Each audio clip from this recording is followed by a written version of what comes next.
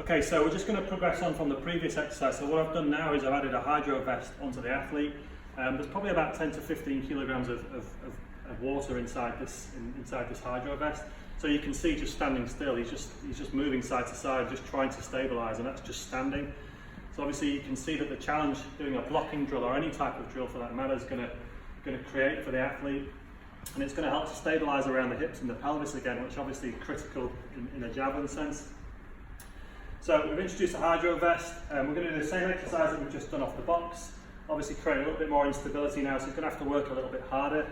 He found the previous exercise particularly hard anyway, just with the javelin or the pole across the shoulders. So this is going to be a real challenge. So we're just going to do 3 repetitions just to see how he stabilises it, and then from there we'll be able to determine how we program feeding forward in terms of this type of an exercise in the training process. Okay, let's give it a go.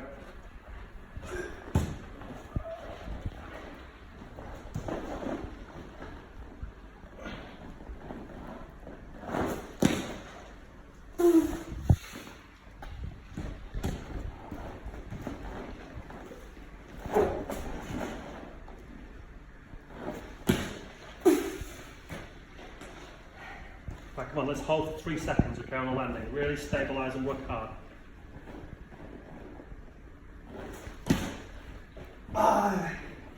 Okay, relax. So you can see on the previous set, the athlete was struggling a little bit to stabilise the landing, and that was landing with a front-on torso. So before we actually coach him to turn side-on the landing, as we were doing with the javelin on the shoulders on the previous set, we're going to try and stabilise it, just focusing on the kinematics of the lower body and landing in a really stable position. What I'm going to ask him to do on this set, to try and improve on the previous set, is brace through the torso a little bit more.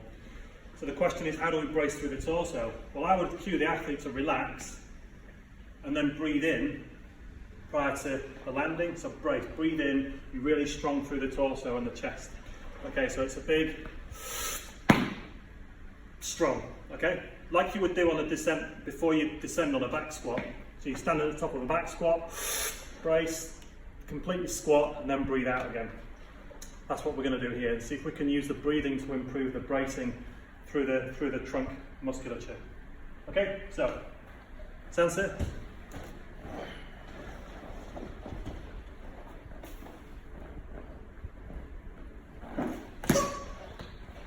Okay, so land with the torso front on. Yeah, like this, not here. No, just not, yes, yeah, good.